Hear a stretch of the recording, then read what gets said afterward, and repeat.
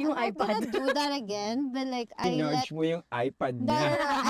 I let my ex stay with me. Live with Expensive you. na rin yun kasi, So parang inampon mo siya, ganun. yeah, nung time na yun, I was like, So nag-sugar mommy naive. ka niya. So he used my car, ganyan. Yeah, I'm not gonna do that again.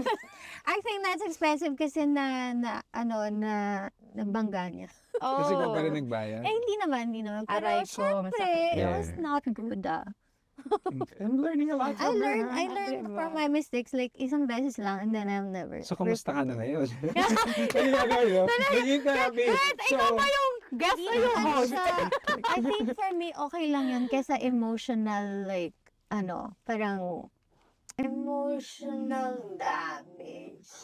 Mas maganda na yung, lang yan, monetary thing. So, Love don't cost a thing. Yeah. Ika basta nga ni yung, J-Lo. for me, sobrang pag-abuse na. Okay lang yung mga gamit, okay na yan. Pag gino-jombag, that's the term, no? Pag sinasapak ka na, get out of there. Yeah. Of course, What's your yeah. advice that's for like, people who are going through sort of that abusive type relationships, of relationship? get out.